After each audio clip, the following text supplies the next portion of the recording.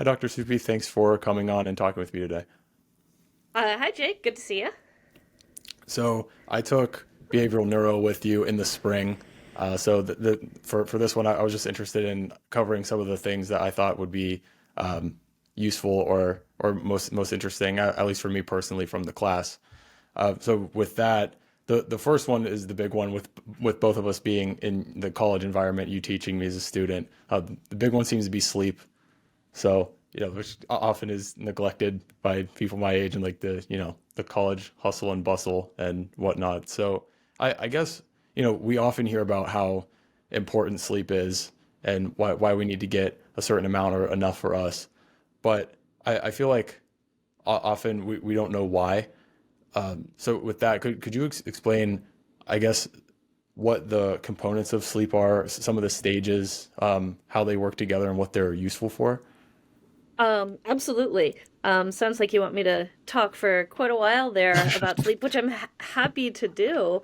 Um, Before I go into some of the stages and like what it matters, like there's no brand new information here. Everybody Right. knows that sleep is important.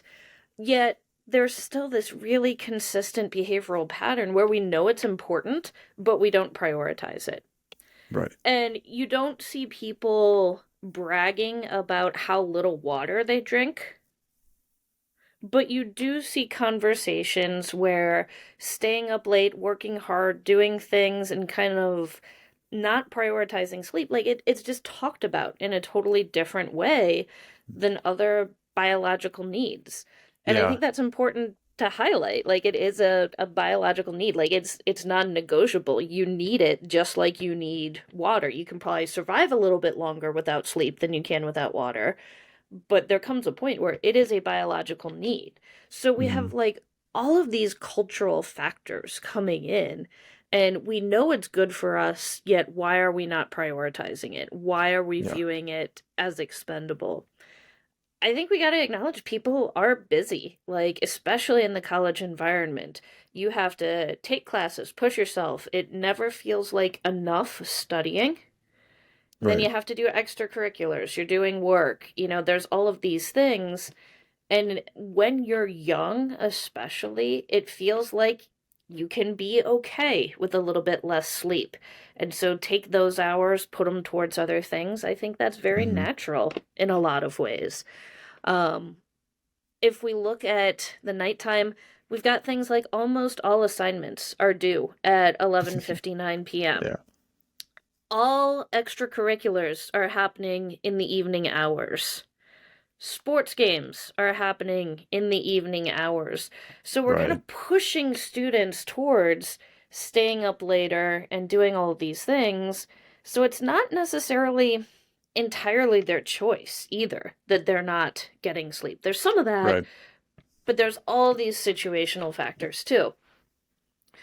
One of the reasons I think it's extra important for college students to get sleep is the brains are still developing. Hmm. In the behavioral neuroscience class, we talk a lot about things like the myelination of the prefrontal cortex, which is really involved in planning and making good decisions and having good impulse control. When we're sleep deprived, we're more impulsive. When we're sleep deprived, we're more irritable. It's harder to make a plan to study and have meaningful studying when you're feeling that sleep deprived state.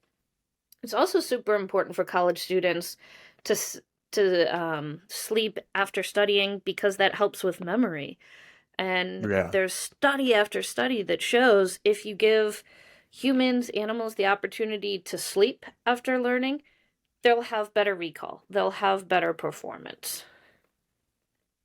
Speaking of college students going to bed later, you mentioned the phase delays, I think, or phase shift. I'm not sure if I think it's delay Yes, it is. for younger people, where we naturally go to bed later and wake up later. Mm-hmm. Is that cultural or is that biological?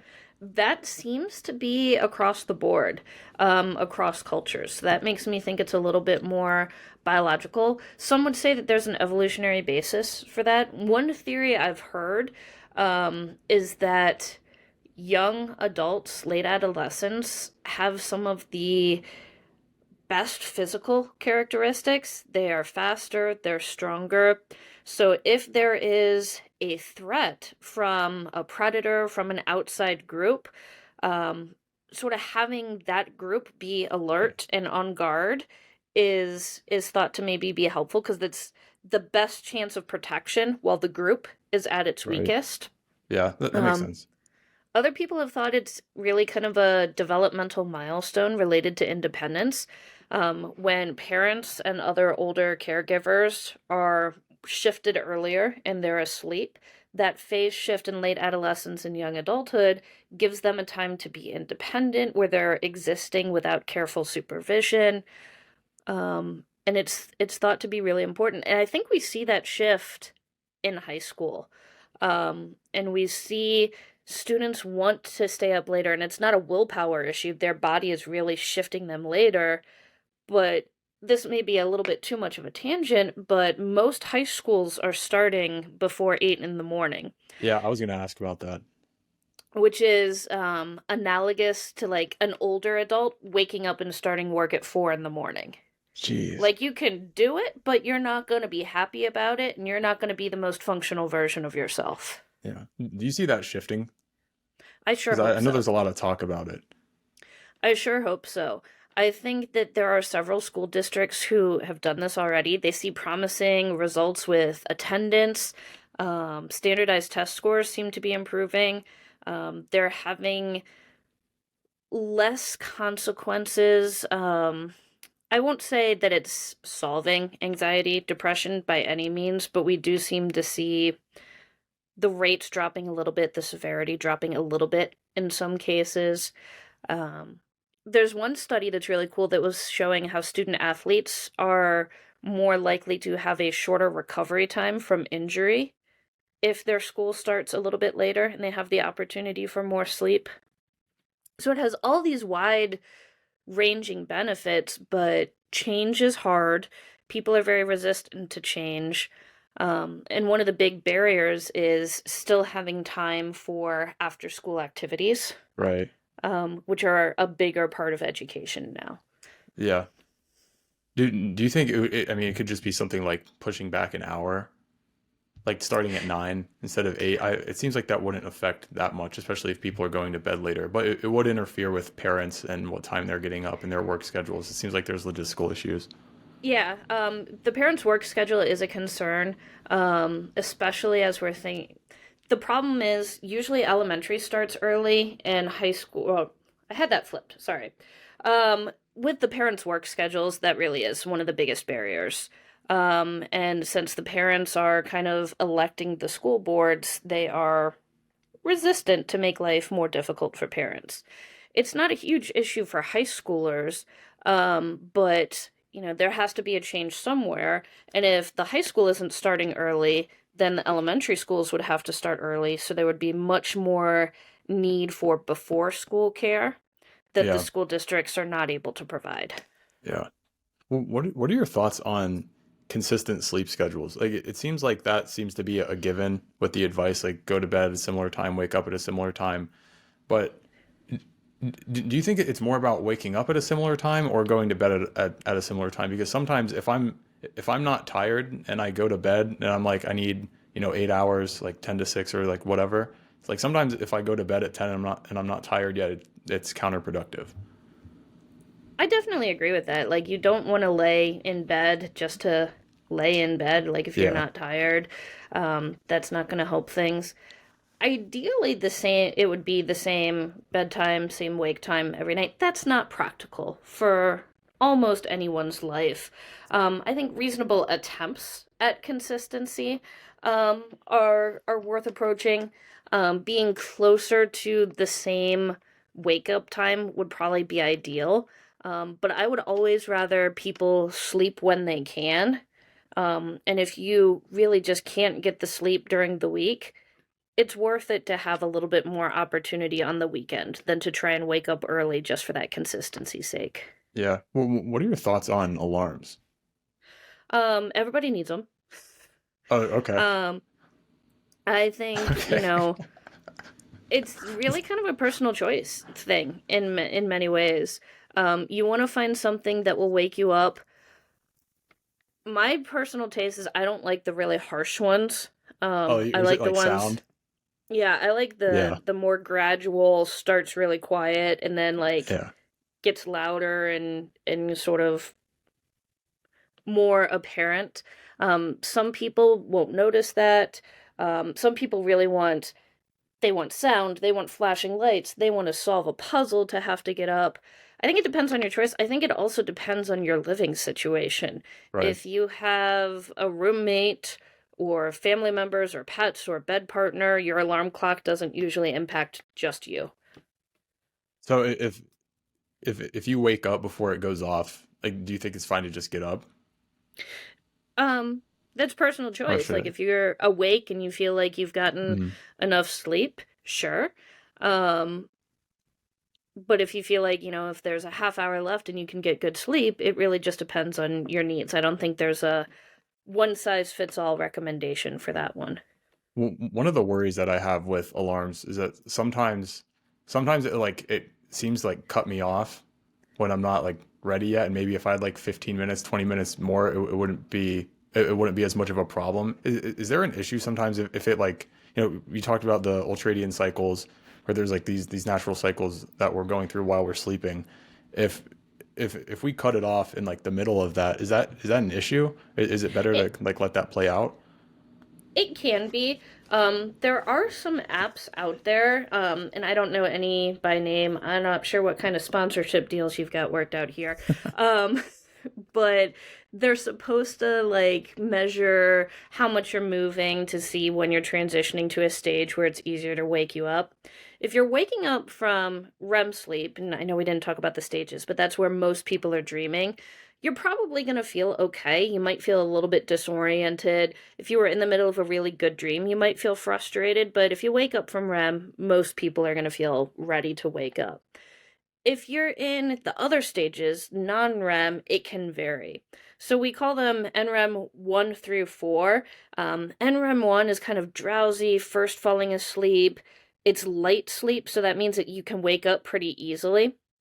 Again, you're probably going to feel okay there. As we get deeper into those numbers, it just takes a lot more for you to wake up. That's when you're probably going to need the harsher alarm clock. You're probably going to feel disoriented, confused, like you just want to finish the cycle. And so I think that's a really common thing. And that's one reason that snoozing the alarms are so common. Hmm. Um, Most of the advice I've seen has said limit yourself to like one or two snoozes. If you're doing any more than that, you should just set your alarm a little bit later. Yeah. So it is fine to like get a couple snoozes in there if you want to like finish up. Hmm. Yeah, because sometimes, yeah, if I have my alarm set too early, then I kind of go down the spiral of snoozes, and that seems to be kind of a disaster for me. If I'm like consistently like waking up in the middle of a dream, like to my alarm, I feel like I feel terrible. But Hmm. on the other hand, though, like if I'm snoozing too much, and like 5 minutes here, 10 minutes here, 15 minutes there, and it's like constantly broken up, it doesn't do any good anyways because I don't get back into like that stage of sleep. Exactly. With so all of these stages are within about 90-minute cycles. Yeah, it can vary a little bit from person to person, but 90 minutes is a pretty good rule of thumb. And how how important is it to get all of that at one time? Like what's the difference between like 8 hours of those cycles in one piece versus like 6 hours and then like 2 hours throughout the day, or like an hour or something? Like how Okay. does that change it? Well, I guess one thing I'll say is it's not 90 even cycles, not 90-minute even cycles. We do see, like, in normal, healthy, like, assuming someone is getting the 8 hours like they're supposed to, the first half of the night, the first 4 hours, they're more likely to spend more time in those deep non REM, stage three, stage four.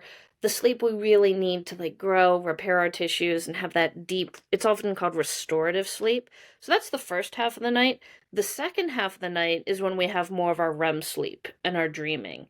So they're very uneven in terms of their distribution through those cycles.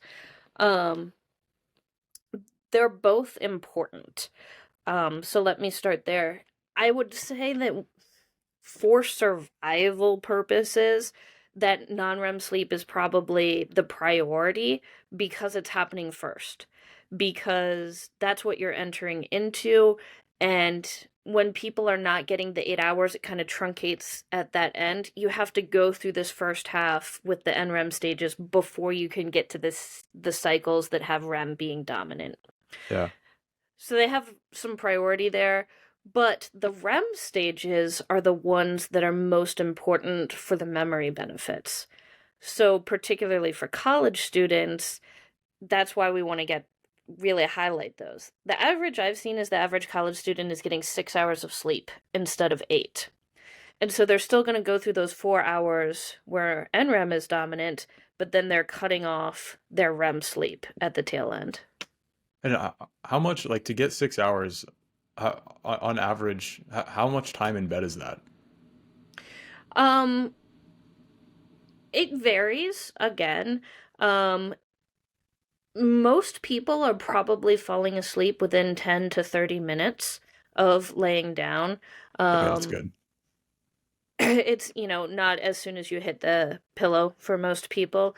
Um, if it's taking longer than 30 minutes, that might be one of those times where you're not tired quite yet. Maybe do something to help you get closer to that tired state. With with naps, like what's the value of like the power nap? Is that just for alertness, or are you getting any restorativeness to that? Or is it just kind of like helping you wake up a little bit? I'm smirking because power naps are one of the most creative marketing things I've ever seen. What do you mean? So the term power nap was actually created by an airline company because they wanted their pilots to be more rested for flying, which is a very legitimate real goal. Like they have to sleep so many hours before flying. But when they were just calling it regular napping or rest periods, the pilots were like, I don't need no rest, I'm fine. But when they called it a power nap, they're like, well, I can still be tough because I'm taking a power nap. So it's a trick. I It's a got duped. trick, a little bit. I always say, you know, the categorical advice on naps is to try and avoid them. The best Okay. thing for health is to sleep at night. That being said, some people do really well with naps. Like developmentally young kids need naps. Probably until they're 3 to 5 years old. Um, if you're a person who feels like you need a nap in the middle of the day and you respond well to naps, you feel good after, go ahead and take a nap. Just don't have it go so long that you hit those deep NREM stages because your body will be like, oh, we already did this. Let's skip it and go into the REM. Now you're truncating that first half of sleep. So if you're gonna nap, one suggestion is keep it under an hour, just so you don't get close to that end of the 90-minute cycle. Yeah. An hour is actually more than I thought you were gonna say. I thought you were gonna Yeah, say like 20 minutes. yeah, I'm being generous. I do think that there's people that don't nap well, and I'll say I'm one of those people. If I take a nap, I'm gonna wake up confused. I'm gonna be grumpy. It's like, is it day or night? What's happening? Um, Is that and I just regardless of know, time? yeah, Jeez. I do not nap well. Yeah, I do Um, okay if it's like 20 minutes or less I can do. Outside of that, it's a problem. yeah. 20 minutes or less, if you're needing naps of that length, you really want to look at trying to extend your nighttime sleeping. Um, Sometimes the value is really just rest. It's not necessarily the sleeping, it's just not being engaged in anything else. And I think there's huge value in that. Yeah. Uh, in terms of sunrise and sunset, is there like does it matter how close you wake up to sunrise or sunset? Is there something to that, or does it just not really matter? For a lot of measures of wellness, we see that early morning light exposure seems to help. And when I'm talking about wellness, I'm talking about maybe things like seasonal affective disorder, Yeah. where some people have extreme forms of that. Everyone is going to do a little bit better when they have more morning light. This comes into play because there's some legislation right now to get rid of daylight savings time, Yeah. which I am a huge fan of, big supporter of. But Of the getting rid of it. politicians of getting rid of it. Yeah. Um, I I hope I'm allowed to have a bold opinion here, but this is not the 1800s anymore, so we don't need to act like it is. No. Yeah, no. Um, it's stupid, honestly. Yeah. Like, to try and get so many people to change their clocks twice a year, it is just the weirdest cultural ritual that we do. People are late to work and school every time. Everybody gets thrown off and disoriented. So, anyways, the politicians who are trying to do this, they are trying to have the clocks be close to what it is in the summertime because everybody likes it when the sun is up later. A lot of sleep scientists are saying, good job on not changing the clocks twice a year, but you picked the wrong time for it to be stuck on. And You want it to be as earlier. much as the winter, the time we're in now, is as hard as that is when it's dark very early, we have more morning light. And that morning light really seems to be what's helpful for wellness, for reducing car accidents, for having kids perform better in school. Yeah. D- until it seems like eventually we'll figure that out and we'll get that to change, but for the time being, do you think it's better to just keep the same sleep schedule or to change it along with the time change? I don't think you get that choice. I think right now with society, you have to adapt to what the time change is, which is part of why I don't like it. Yeah. One of my favorite statistics is after we spring forward, so people get an hour less of sleep, there's a 7% rise in heart attacks. Yeah. Yeah, was that Matthew Walker's study? I know he had some I stuff don't on know if he that. did the study. I'm sure he cites it. Yeah, He's doing a little bit more with Alzheimer's these days and how sleep can right. help um, be an indicator for who's at risk with Alzheimer's. Yeah, I've seen some very concerning things about daylight savings and the health effects that it have, which makes perfect sense. But yeah, hopefully eventually we'll get that figured out. In terms of for learning and memory, um, how, how much of learning is assigning meaning or usefulness to what you're learning rather than like jumping straight to like hacks and tricks for how to remember things better? Because it seems like for me, if I don't feel like it's like useful or applicable, I'm just no matter what I do, it's probably going to drop out pretty quickly. I think that's a really great, thoughtful question. I think it does. Whenever you can assign meaning to something, it's going to lead to better memory for sure. That being said, some material is harder to do that with than others. And sometimes you just have to accept, like, this is something I need to put effort towards, even if I can't assign meaning towards it. One example I'll always talk about in class when we're doing neuroscience is very few people have a deep personal connection with things like the sodium potassium pump. It's just one of those things that you have to know and understand. And hopefully, as you get more knowledge, you can assign that meaning and you realize we need this because it's what makes action potentials happen, and everything sort of follows from that. But when you're kind of first learning foundational information in your classes, I'm going to be honest, not all of it is going to have that connection for students. I mean, it is foundational information for the topic, though. Do you think that there are ways of thinking about it or writing it out in a way that you can like think of it as being more meaningful long term than rather than this isolated thing that you don't see the purpose for in the moment? Absolutely. And that is part of the trick. And I think that's one of my jobs as a teacher is to try and make those connections for people. So like if we continue that like example of the sodium potassium pump, again talking about why it matters and if this isn't working, what would happen and how that can influence things. And having silly mnemonics and memory tricks can really help people give something to come on to. I came across a comic that has the sodium potassium pump looking like a pumpkin. And then the other little icon is like, why a pumpkin? Because I pump K potassium in. Oh, I didn't even And think about the just K. that, That's wild. see it? Yeah. Right?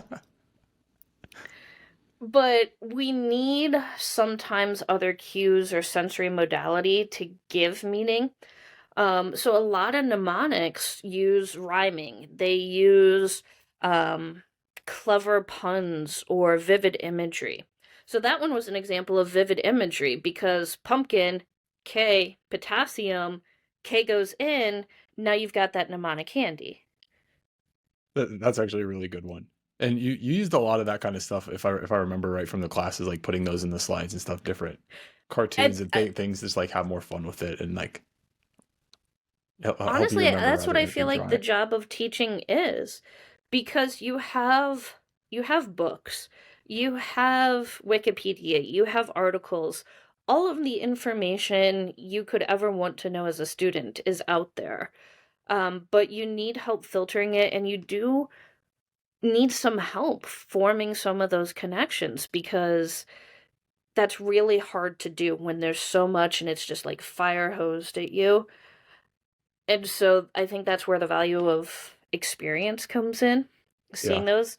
And then our job as teachers is to help you see different ways to see it. In classes or just if you're reading something on your own or like in a lecture, whatever it is, what are your thoughts on notes, on taking notes? Notes have two purposes. And this is what I will tell kind of like my advanced students in the context of scientific articles, but I think it applies across many things. Notes have the purpose of keeping you awake and engaged while you're processing the material for the first time. So like if I'm reading an article, I'm highlighting, I'm underlining, I'm putting a little dot. If it's like, ooh, that's an interesting reference, I should follow up on that later. I'm adding notes in the margin, handwritten, just to be like, here's what I'm thinking as I read this. Here's a connection I made. It reminded me of this other source. Just because reading, like, I will be the first to admit, reading scientific articles is hard, even if you are deeply specialized in the field. They're not written to be engaging. They are so jargon filled. Yeah. Um, it's not the best way to communicate information. It's really not. So notes, to keep yourself engaged in the moment is purpose number one. And then notes, their ultimate purpose is so you can go back and look at that material without having to reread it or start from scratch. So it's what will be useful for you later as a quick snapshot of the highlights, the most important things. So whenever you're in a class or you're in a lecture, notes are step one, awake and engaged and in the moment. What are the examples that the instructor is giving? What are the mnemonics? What are the connections that they're making? And even if it's just doodling, I am a huge proponent of doodling because whatever you're drawing and doodling, that's where your mind is in the moment, and that helps you with the awake part. But also have it so when you're looking back and reviewing, are there areas where I'm feeling not confident here, or this reminded me of something I learned in bio or chem or other things? What do you recommend doing with the notes after you've taken them? Rather than it seems like the typical advice is that rereading isn't the most helpful. Like you'll hear spaced repetition, active recall, and stuff like that. You talked about in the class like building a type of like tree and connecting things with past information. Do you have a process that you think is most useful for, I guess, implementing that information afterwards? I mean, I'm all about efficiency because we were talking before, like college students just don't have enough hours in the day. Rereading is great in principle. It just takes a lot of time. It's pretty passive. You end up spending a lot of time doing it for not a lot of like actual benefit or gain. What I tell my students to do is practice the material the way you're going to be assessed. So if you're going to have a multiple choice question on an exam, then what you need to do is look at that material, pick a random slide, and make a question about it. And when you do that, you process it deeply. So that adds those layers and connection and meaning. In my class, it's important to come up with like a little story or a scenario that you can apply it to, not just what is the definition, but what's a story that this relates to.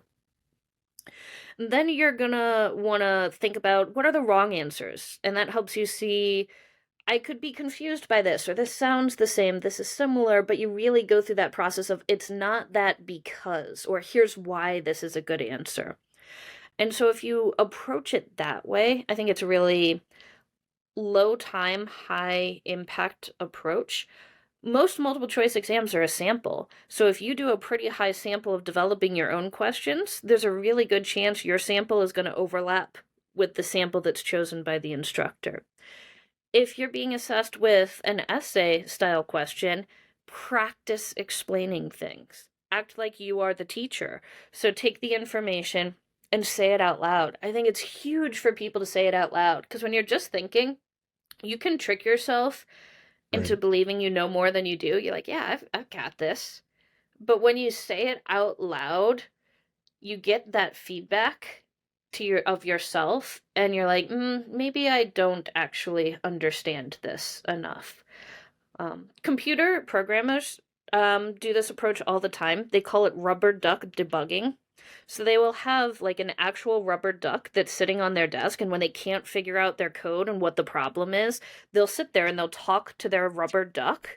They'll talk out the problem, and like talking it out seems to have more creativity, more problem solving. And so the best case scenario is talking it out with a friend in the class that you can study with. But if that's not possible, use a rubber duck, Get a use a duck. water bottle. It doesn't matter what it is, it's just the talking. So just some kind of way of making it active and thinking it through more than just kind of like passively reading over it, trying to explain it, like it embeds it more in your memory. You nailed it when you said active. Okay. But people are resistant to active, just like people are Sure. resistant to exercise, right? Like, in order for exercise to work, it sort of has to hurt a little bit. The same thing is true for learning. You Yes. have to make yourself a little bit uncomfortable. Mm. Yes. Speaking of exercise, what kind of role does exercise and nutrition play in your in learning? It's huge. Okay. I know we started talking about sleep. I would say that sleep, exercise, and nutrition are like the three cornerstones of health. And if one of like if you've got a stool with three legs and one of them gets a little wobbly, they're all off. Yeah. Um, Exercise and nutrition have both been linked to neurogenesis, so forming new connections, new neurons, especially in the hippocampus. A lot of those studies are from rats, but I believe that it would apply to humans as well. What do you think about the brain food stuff? Is that real? Is that kind of real? Does it matter that much? Or is it just generally eating So are healthy? you talking about just like antioxidants and kind of Mediterranean style diet, or like so many things have had the brain food label? That's a good point. Yeah, like you'll see lists of stuff like I'm trying to think off the top of my head, like blueberries are one, which I think is like for antioxidants. You'll Yeah. see stuff like broccoli, maybe like walnuts, different stuff like that. Like, what do you think Um, about like trying to focus on those kinds of things? I think it's definitely not gonna hurt. I think most of the advice I've seen has emphasized fresh, plant-based, the rainbow diet where you have a lot of different colors, especially in your fruits and vegetables, seems to have a lot of benefits, especially for the antioxidant type of functions. I think it emphasizes a variety in your diet. I'm increasingly convinced that omega-3 fatty acids found in seafood are very likely beneficial, especially for early development. And so that's, again, might help, can't hurt. Would definitely recommend it that way. Um, Other things I would be cautious about, like I've seen a lot of energy drinks specifically that will like say that they're boosting your brain, and they'll like have a picture of serotonin on the bottle, or it's like this flavor is serotonin supreme or something like Oh, that. geez. I'm real skeptical of anything that seems to like we will boost your brain, but we're not really going to tell you how. Yeah. I see that with energy drinks. I see that with weirdly smoothies.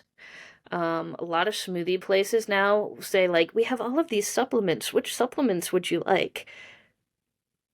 I didn't know And that so they had I'm supplements at smoothie places. I yeah, thought you were gonna say like different fruits and stuff they were putting in there.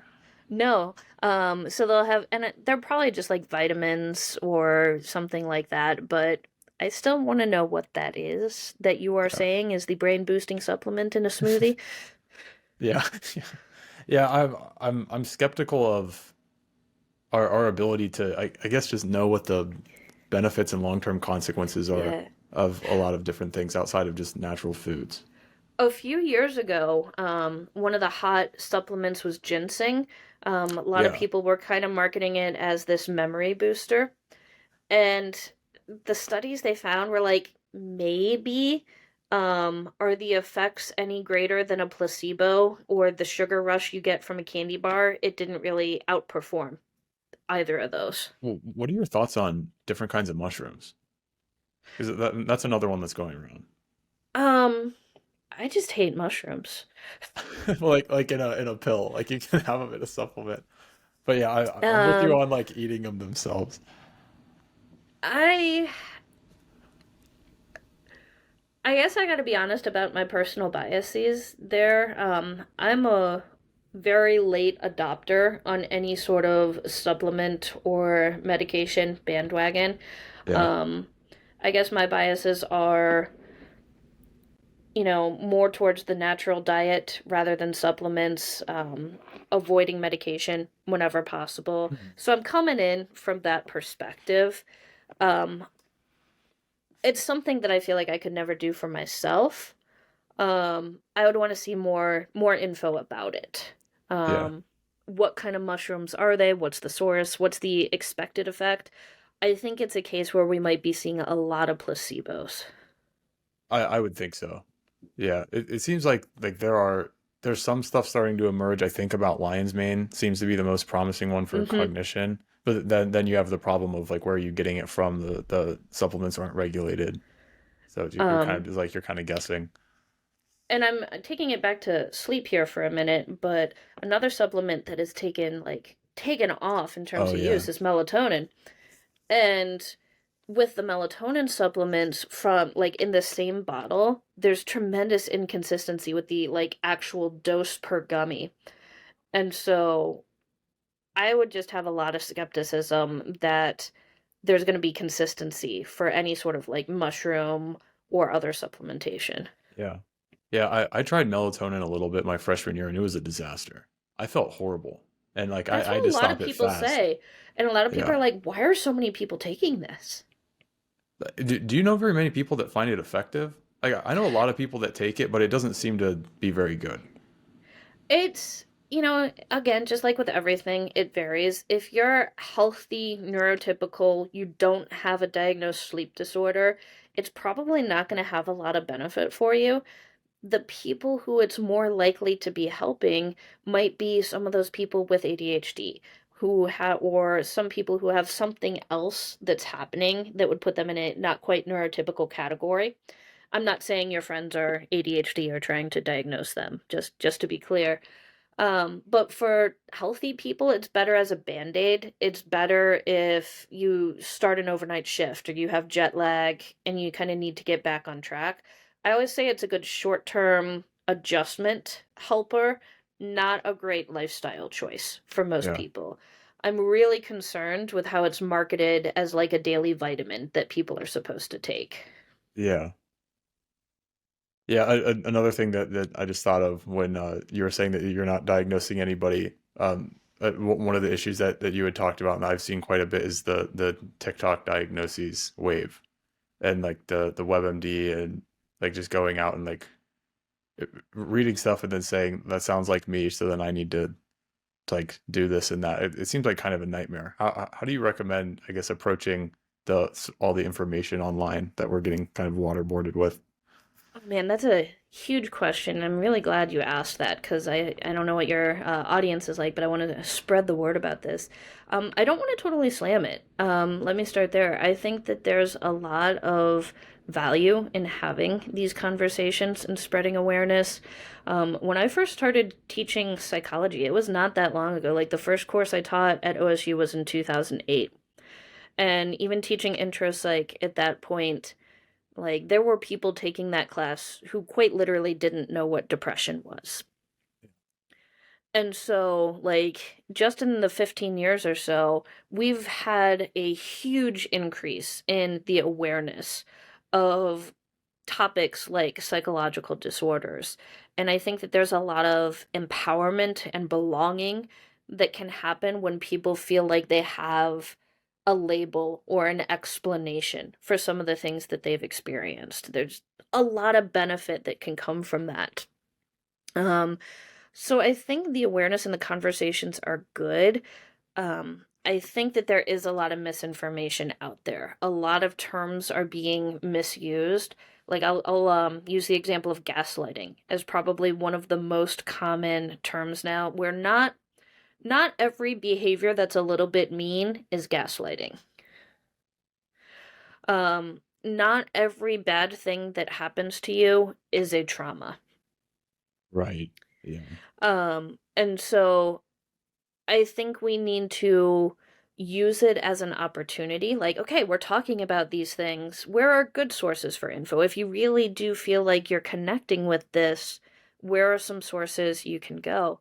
I'll admit some of it is sneaky. Like, if I'm on TikTok, like, I know I'm not trained in the diagnosis side of psychology, but every once in a while I've been like, huh, that was interesting. And they'll say things that apply to everybody, Yeah. or almost everyone. You're like, wait, that applies. I think it's become really similar to what horoscopes do, where it's kind of vague and everyone's like, yeah, that totally described my day. This is so accurate. Oh my gosh. And we want to see ourselves reflected in Right. things like that sometimes. Yeah, it is tricky when you see something and you're like, wait, hold on. Like I check a lot of these boxes, or like so and so that I know checks a lot of these boxes. But well, yeah, you made a good point about a lot of these things being so general. Like I think ADHD can be a tricky one.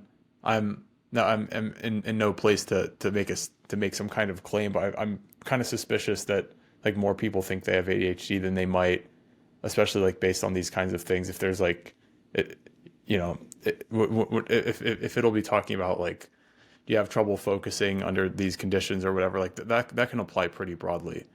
Yeah. It seems like it's I slippery. agree completely. I think we gotta acknowledge some selection bias. Like most of the misinformation about attention is coming out on an app like TikTok, which is specifically designed Right. to hijack our attention. Yeah. The one I was thinking of, that like this applies to like so many people and isn't diagnostic was an ADHD TikTok. And it was talking about like, do you curl your arms up towards you while you're sleeping? You might have ADHD. And I'm like, I'm pretty sure that's something that most people do because we get cold at night. And I could talk all day about peripheral vasodilation and how we want to have a discrepancy between our head and our feet and our core body temperature, which is why almost no one sleeps with socks on and almost no one sleeps with blankets covering their head.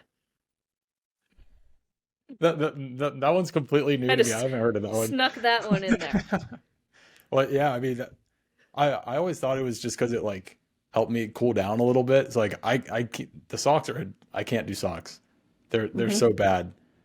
But I love what's asking what's that that term question in a again? room of peripheral vasodilation ratio. I'm gonna look that one up. That might not be like the actual term. I'm not sure it has like a really like clear term, but like we need to feel that sense of coolness in our feet and in our hands. And so that's also one reason why it's very common for people to wash their face right before bed, Hmm. Oh, because that makes splashing sense. the water cools our face down. Yeah. Well, thanks so much for coming on. I appreciate you coming on, and just letting me like ramble and ask questions for fun. Um, but yeah, I mean, I think any time that I guess to counter my point a little bit about like information on the internet and trying to the quote unquote do your own research. I do think that there's a lot of value in it. So I thought it'd be cool to talk to you and get your take on some different things. So thanks a lot for coming on. I really appreciate it. Yeah, thank you.